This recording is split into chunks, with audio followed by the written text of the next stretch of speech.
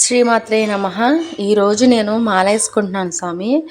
Already ఇప్పుడు వేసేసుకున్నాను. అందుకే అందరిని స్వాములు అంటున్నాను. అందరూ బాగుండాలా. ఇంకోండి అమ్మవారి గుడి, ఇక్కడ అమ్మవారి గుడికి వచ్చాను మాలేసుకుంటానికి.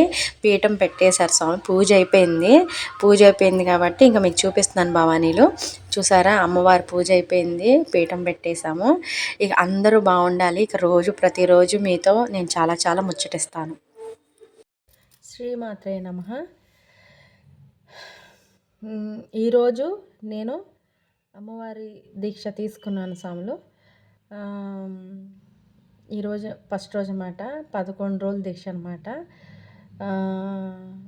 నాకు కొన్ని బాధ అనిపించి మీతో షేర్ చేసుకుందామని వచ్చాను స్వామి. నోరుందని ఎదుటోళ్ళని దూషించటం చాలా ఈజీ స్వామి, చాలా ఈజీ. అదే ఆ మాట తిరిగి తీసుకోవాలంటే, వెనక్కి తిరిగి చూసుకుంటే మళ్ళీ మనం సరిదిద్దుకోలేము స్వామి.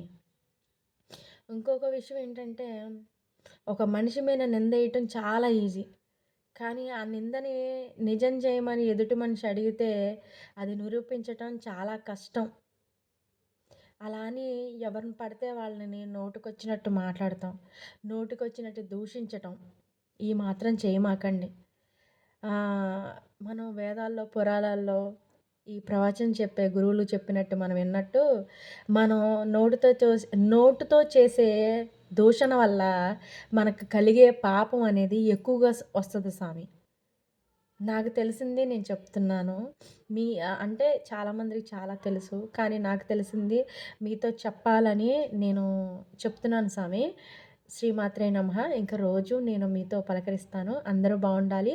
ఆ అమ్మవారి ఆశీస్సులు అందరి మీద ఉండాలి స్వామి. ఉంటాను. నచ్చితే లైక్ చేయండి, షేర్ చేయండి, కామెంట్ చేయండి, సబ్స్క్రైబ్ చేసుకోండి.